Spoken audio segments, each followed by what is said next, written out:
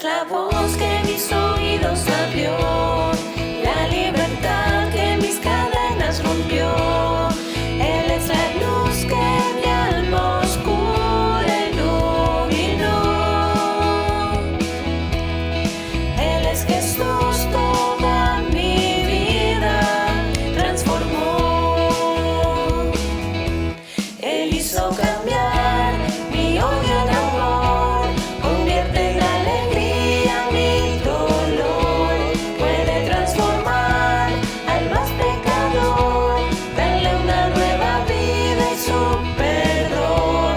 Él hizo que vuelva a latir mi corazón.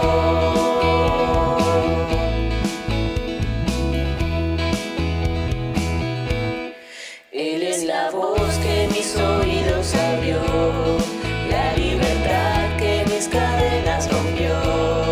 Él es la luz que mi alma oscura iluminó.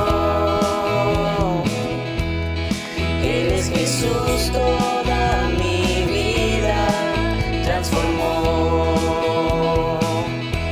Él hizo cambiar mi odio en amor, convierte en alegría mi dolor, puede transformar al más pecador, darle una nueva vida y su perdón. Él hizo que vuelva a latir mi corazón.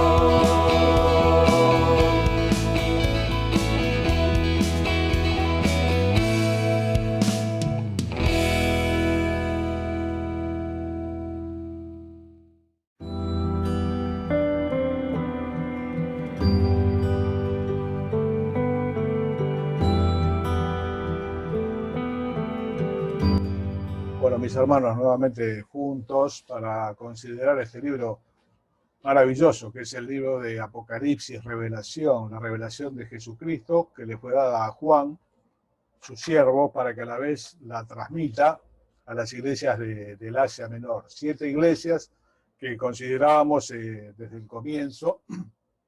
Era el primer mensaje a la iglesia de Éfeso, segundo a Esmirna. Cada una tiene una característica distinta. Hay 2 que no tienen reproche, hay otras que tienen algún reproche y algunas que están muy mal, como la iglesia de la Odisea. Esta iglesia de Pérgamo es una ciudad muy importante. Pérgamo era la capital política de todo el Asia Menor, una ciudad antigua, una ciudad importante, y el Señor le envía esta carta, este mensaje a la iglesia, diciendo que tiene oído para oír, oiga lo que el Espíritu dice a la iglesia. El Señor es el que camina en medio de los candelabros, que son las iglesias, y conoce, siempre comienza diciendo, yo conozco tus obras. Pero qué bueno que siempre le resalta las virtudes de la iglesia, y después también le señala los errores. El diablo, por el contrario, nos señala los errores, dice que él está para acusar a los santos, viene siendo el fiscal, ¿no?, de la iglesia, y acusa a los santos delante de Dios, como algunas veces encuentro con Job, donde tiene ese diálogo, el diálogo con el Señor, ¿no? Y bueno, transcurre todo el libro de Job. Bueno, esta es una iglesia, es una ciudad importante y una iglesia con un desafío muy grande. La palabra de Dios la define como un lugar donde Satanás tiene un trono. El Señor Jesús dijo que el mundo entero está bajo el maligno. Es verdad, el mundo entero está bajo el maligno y esto lo incluye todo. Pero verdaderamente hay lugares donde el diablo ha establecido un gobierno, un trono es el símbolo de poder. Hay países africanos, hay países asiáticos, donde realmente se cometen atrocidades, barbaridades, ocultismo, todo lo extraño que uno pueda pensar está en ese lugar y pareciera que Dios allí no está. Sin embargo, Dios está en todas partes, sus siervos también, y aun cuando el lugar es difícil como este, ahí está la iglesia de Pérgamo. Ahí está insertada en un lugar tan difícil, ¿no? ¿Qué tarea difícil habrán tenido los hermanos de Pérgamo de brillar en semejante oscuridad? Dice la palabra de Dios, en la cual resplandecen como luminarias. Los creyentes estamos llamados a brillar en medio de la oscuridad. Muchas veces queremos estar todos juntos, y alumbrarnos un poquito cada uno con la luz del otro. Bueno, hermano, es bueno, es la iglesia, es la comunión, pero Dios nos llama a brillar en los lugares en que nosotros nos encontramos. A veces son lugares muy, muy difíciles, y ahí nosotros tenemos que ser luz y tenemos que ser sal. Es difícil, para ellos habrá sido difícil. Esta era la ciudad donde se daba el culto al emperador. En los tiempos de Roma, ya algunos emperadores se declaraban divinos y pedían adoración. Y ante los cristianos que no lo querían hacer, ellos eran masacrados sin ningún tipo de miramientos. Una ciudad particular que se llama Pérgamo, de allí vienen los pergaminos. Antiguamente se escribía en papiros, esto se hacía con vegetales, tratados, los primeros escritos eran sobre papiros. Pero acá llega Pérgamo y de allí sale el pergamino. Son pieles de animales tratadas convenientemente para poder escribir sobre ella. Era un centro cultural, Pérgamo, muy importante. Tiene una biblioteca de cerca de 200.000 obras. Inferior solamente a la biblioteca de Alejandría, que era mucho más grande, todavía era más importante. Pero era la segunda biblioteca más importante. Tanto conocimiento y tanta oscuridad, ¿no? Como el día de hoy. Tanto conocimiento que hay y tanta oscuridad a la vez. También a nosotros nos toca un siglo complejo, donde se dan estas dos cosas. Realmente la ciencia se aumentó, como dice la profecía del libro de Daniel. La ciencia se aumentará, pero a la vez se aumentó la oscuridad, las atrocidades, las cosas que a veces cuesta siquiera pensar en ello. Bueno, hermano, todo eso hoy convive de la mano de la ciencia y de los supuestos avances de la ciencia. Bueno, volviendo a Pérgamo, un lugar difícil, decíamos, se adoraba al emperador, y allí dice el Señor, el lugar donde Antipas, mi testigo fiel, fue muerto. Posiblemente el anciano de la iglesia de Pérgamo, que negándose a dar culto, a adoración al emperador, posiblemente fue martirizado él también. Ya muchos queridos habían sido martirizados, recordamos en el capítulo 1, que ya Pablo había muerto, Pedro había muerto para estos tiempos, son más o menos año 96 de la era cristiana, ya muchos queridos estaban con el Señor, y la iglesia pasa un momento muy, muy, muy difícil, y el hilo está finito, ¿no? Parece que se va a cortar y se termina el cristianismo. Allí queda Juan, muy mayor, desterrado en la iglesia de Patmos. ¿Y habrá pasado por el corazón alguna vez de Juan la duda de decir, como dijera el otro Juan, el Bautista, ¿no? ¿Eres tú el que habría de venir o esperaremos a otro?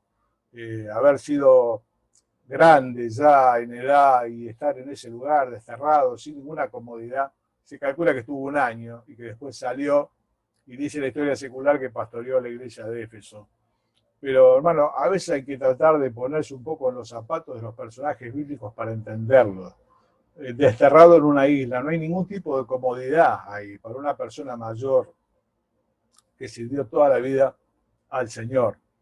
Así que acá se desarrolla este mensaje a esta iglesia que está ubicada en un lugar tan, pero tan difícil, donde tiene el trono Satanás. Vamos a leer el pasaje, la palabra de Dios, capítulo 2, dice, versículo 12, habla el Señor Jesús, dice, escribe al ángel de la iglesia en Pérgamo. El que tiene la espada aguda de dos filos dice esto. Yo conozco tus obras y dónde moras, donde está el trono de Satanás. Pero retienes mi nombre y no has negado mi fe, ni aun en los días en que Antipas, mi testigo fiel, fue muerto entre vosotros, donde mora Satanás. Pero tengo unas pocas cosas, dice el Señor, contra ti. Unas pocas cosas. Que tienes ahí a los que retienen la doctrina de Balaam, que enseñaba a Balac a poner tropiezo ante los hijos de Israel, a comer de cosas sacrificadas a los ídolos y a cometer fornicación. Y también tienes a los que retienen la doctrina de los nicolaitas, la cual yo aborrezco. Por tanto, arrepiéntete, dice el Señor, pues si no vendré pronto a ti y pelearé contra ellos con la espada de mi boca. Termina diciendo que tiene oído para oír, oiga lo que el Espíritu dice a las iglesias. El que venciere, daré a comer el maná escondido y le daré una piedrecita blanca, y en la piedrecita escrito un nombre nuevo, el cual ninguno conoce, sino aquel que lo recibe. Bueno, hermano, qué bueno es el Señor, ¿no? Primero resalta las virtudes y después nos señala los errores. A veces a los creyentes nos agarra un sentimiento de culpa vago, nos sentimos culpables y no sabemos bien de qué. Bueno, hermano, tengamos cuidado porque el diablo en eso es un especialista. Cuando la culpa es de Dios, tiene nombre y apellido. Dios es muy puntual. Cuando nosotros vamos al Señor en oración y le decimos que el Señor examine nuestro corazón y todo, si Él tiene algo para decirnos, hermano, lo va a decir con nombre y apellido. Tengo problemas en que retenés a los que tienen la doctrina de Balaam, ahora vamos a ver quién es Balaam, y a los nicolaitas, a los cuales yo aborrezco, decíamos el otro día que no sabemos bien. Hay algunas explicaciones, pero bueno, no quiero andar en ellas. Decimos no sabemos bien, una secta pagana, y el Señor dice la cual yo aborrezco. Así que imaginémonos lo que sería ese lugar, esa doctrina, que no conocemos bien, que hay algunas explicaciones, vuelvo a decir, pero son eso, son algunas explicaciones. Pero lo cierto es que el Señor la aborrece. Y le dice, por tanto, arrepiéntete, si no voy a venir y voy a luchar contra ellos con la espada, con la palabra de mi boca. Finaliza haciendo esta promesa, al que venciere, bueno, una piedrita blanca, sobre la cual también se han dicho tantas cosas, no hay un significado claro de lo que es la piedrita blanca, pero es algo que el Señor va a dar, dice, tiene un nombre nuevo que nadie conoce, sino aquel que lo recibe. Bueno, esta es la recompensa a quien, al que venciere.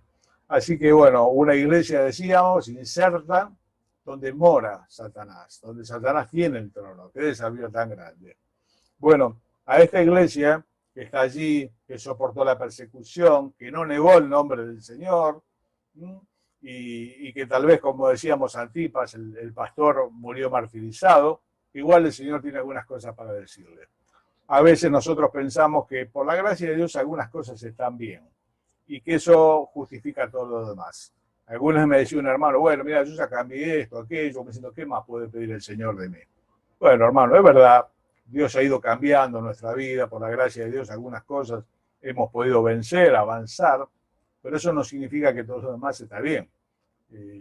Todavía el Señor tiene algunas cosas, tal vez por señalarlo, pero lo vuelvo a decir, cuando es de Dios, la culpa tiene nombre y apellido.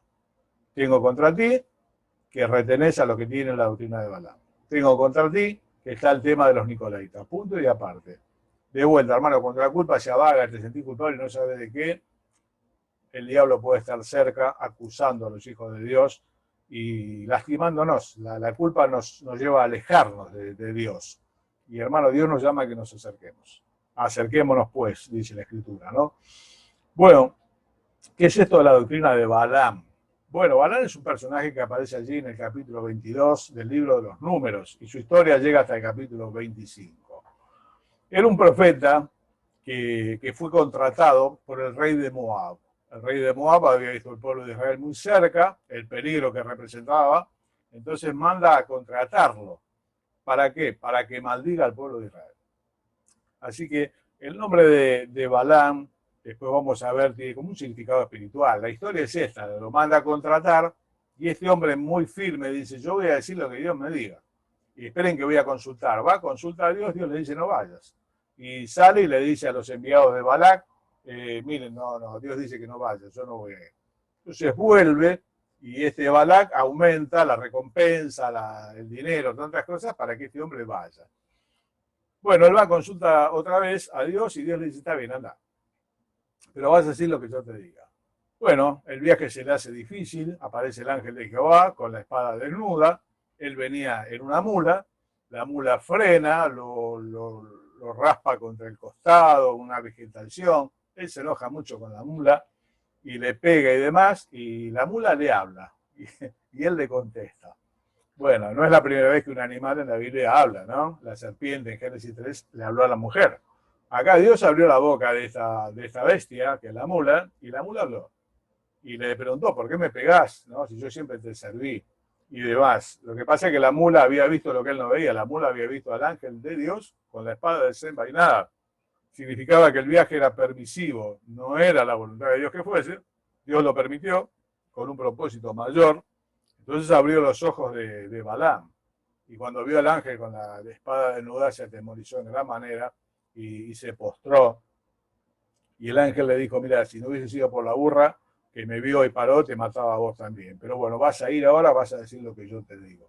Te la voy contando la historia. Lee la voz, capítulo 22 de Número al 25. Una historia hermosa. Y bueno, cuando llega le dice a este Balac, es parecido el nombre, pero no es igual. Balac es el rey de Moab. Le dice Balac, bueno, prepárame 7 altares con 7 sacrificios y yo voy a ir. Y este hombre esperaba que maldiga al pueblo de Israel. Pero él dijo, mirá que yo voy a decir lo que Dios me diga. Entonces cuando va a ese lugar, termina pronunciando una bendición sobre el pueblo de Israel. Entonces, Balac se pone mal, dice, te llamé para que lo maldigas, no para que lo bendigas. Entonces dice, bueno, vamos a este otro lugar, le hace otra vez 7 altares con 7 sacrificios, y vuelve a ese intento de maldición, y Dios pone bendición en su boca, vuelve a bendecir al pueblo de Israel.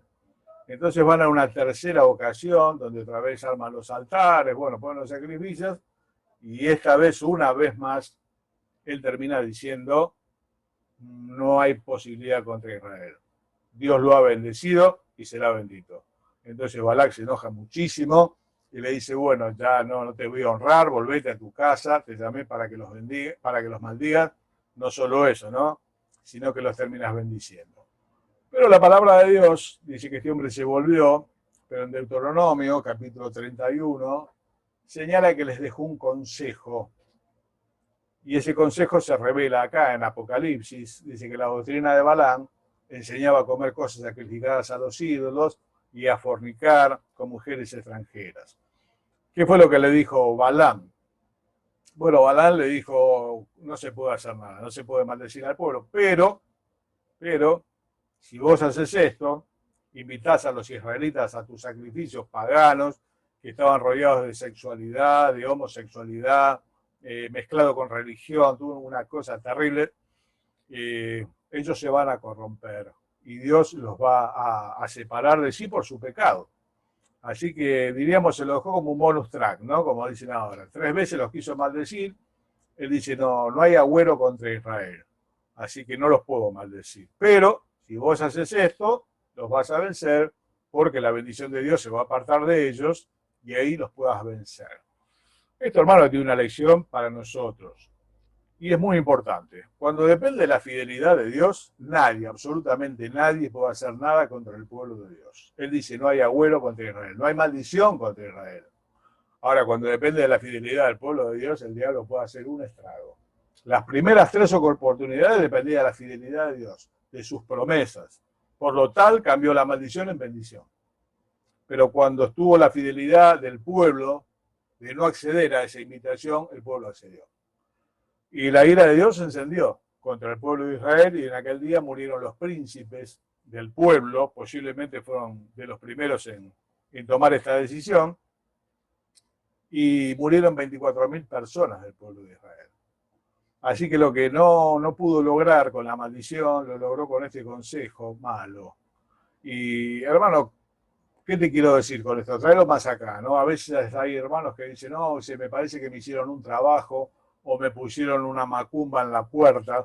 Bueno, hermano, Dios quiera que no le pase a nadie, porque no son cuentos, son cosas muy serias lo de la macumba y todo esto. Pero el diablo no tiene absolutamente poder sobre nosotros si Dios no le da permiso. Por más que nos maldiga, nos hagan el trabajo, si nosotros estamos sometidos a Dios, dice ahí Santiago, someteos pues a Dios, resistid al diablo y escapará de vosotros. No hay ningún problema. Se sacará eso, se barrerá la puerta, se tirará o se prenderá fuego. No te hagas, hermano, problema por ese tipo de cosas. Sí nos tenemos que hacer problema por lo otro. La palabra dice, huir pues de la fornicación. Huir, escapar. Huye pues de las pasiones juveniles, le dijo Pablo a Timoteo. No hay que enfrentarlas. Y eso sí nos puede dañar porque nuestra fidelidad es muy pobre y muchas veces cede a lo malo. Especialmente en este siglo, vuelvo a decir, donde pareciera que Satanás se está volviendo a plantar un trono en todas partes, nos rodea otra vez una pansexualidad mezclada con cosas oscuras, con dinero, con religión, con cultos demoníacos. Casi siempre los cultos demoníacos tienen mucho de promiscuidad sexual, hay dinero de por medio, todas esas cosas. Entonces la iglesia del Señor tiene que ser luz y de todo ese tipo de cosas tiene que estar lejísimo. Por eso dice fornicación, y aún se nombra entre ustedes, como combina a los santos. Tenemos que estar lejos, lejos de todo ese tipo de cosas. Balán es sinónimo de promiscuidad sexual, de dinero porque le pagaban para que maldiga, y hoy en día a veces se escucha el escándalo en el mundo evangélico, que no significa que sea el pueblo de Dios, el mundo evangélico, y cuando surge el escándalo resulta que hay problemas también de inmoralidad sexual, hay problemas de dinero y hay problemas de poder. Son las tres cosas de las cuales los seres humanos nos tenemos que cuidar muchísimo. Hermano, vuelvo a decir, no tengas miedo del diablo, tenés que tener cuidado, yo también.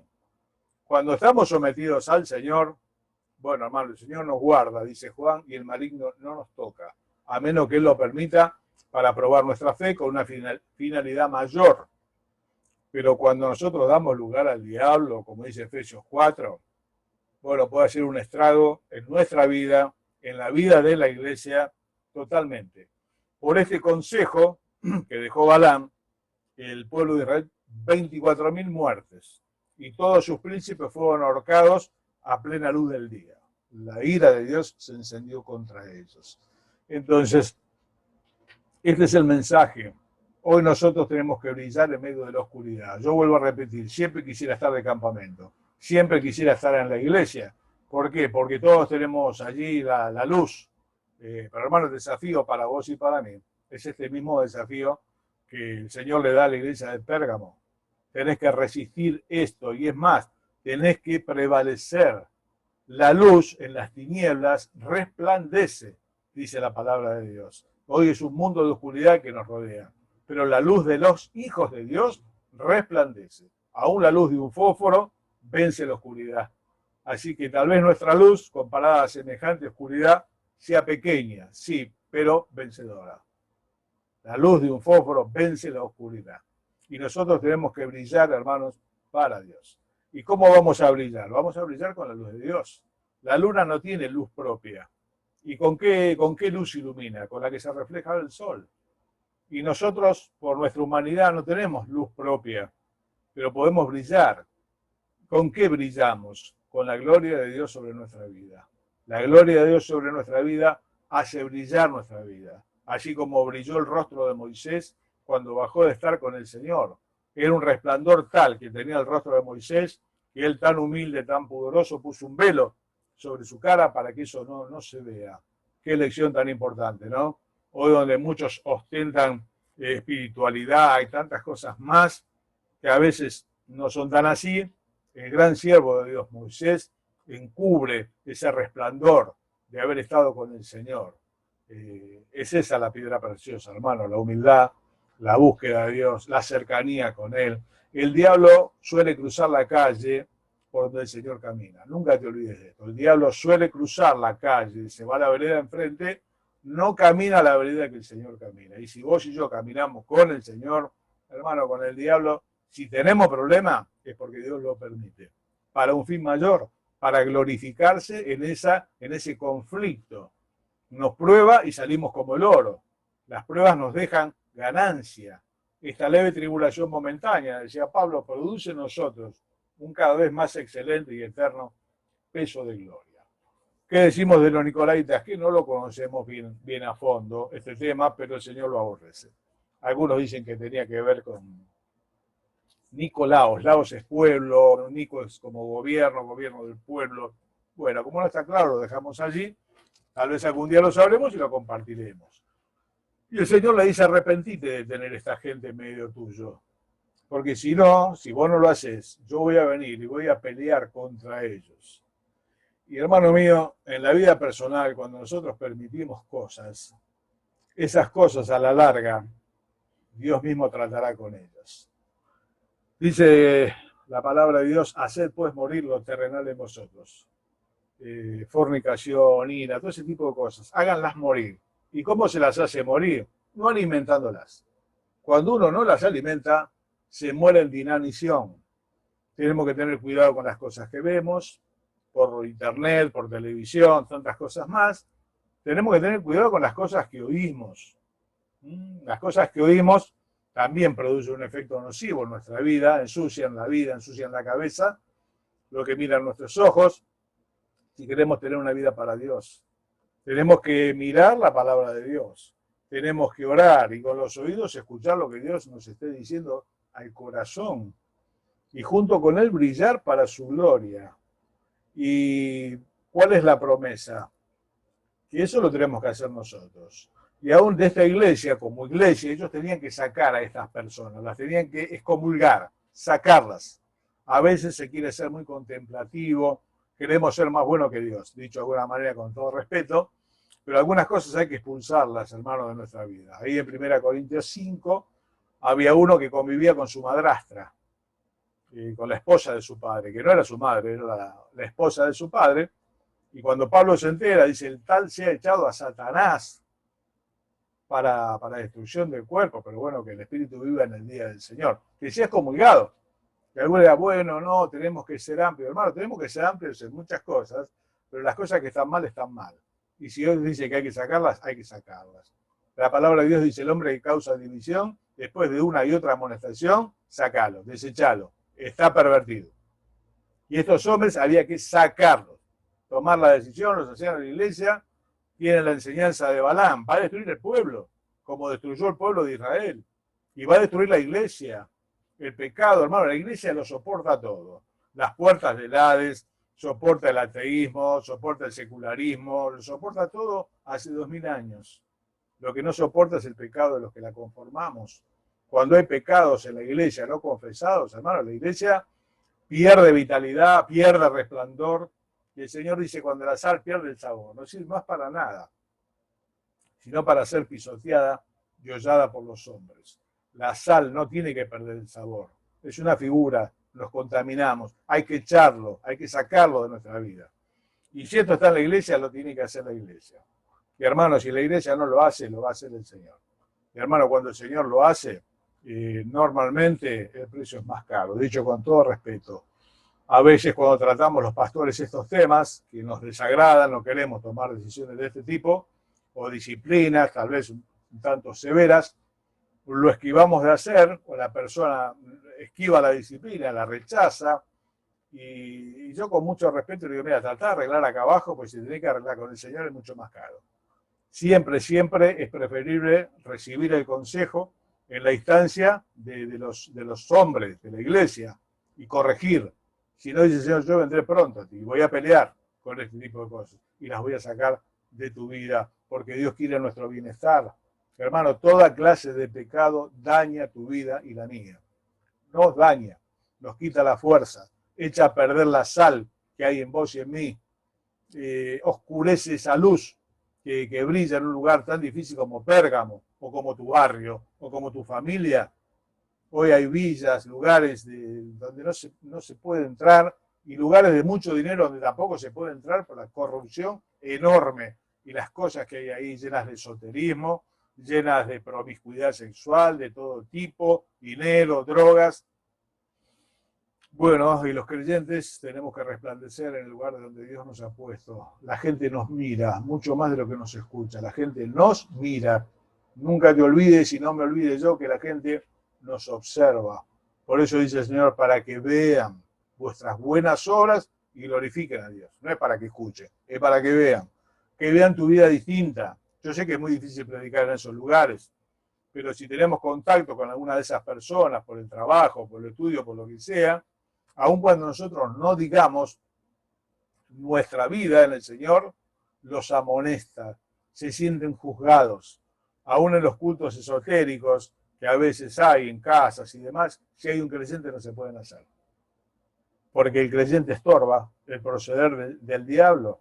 Allí sea una reunión de medium, pero hay un creyente en la familia, para ellos es un problema.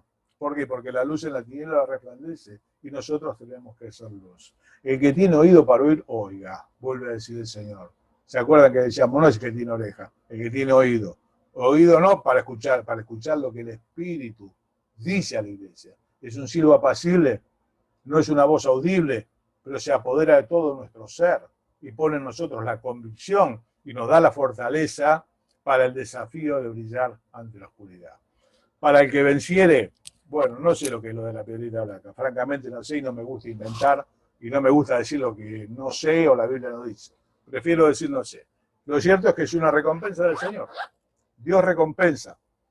Bienaventurado el varón que soporta la tentación, dice Santiago. Cuando lo haya soportado, va a recibir la corona de parte del Señor, la recompensa. Y hermano, Dios nos va a dar más de lo que podemos soportar. Dios te bendiga. Dios bendiga nuestra vida para iluminar. Te repito, no sé cómo es tu lugar. El de Pérgamo era complicadísimo, rodeado de oscuridad, rodeado de paganismo. Ahí el Señor plantó la iglesia. ¿Para qué? Para que ilumine el lugar oscuro. Dios te bendiga.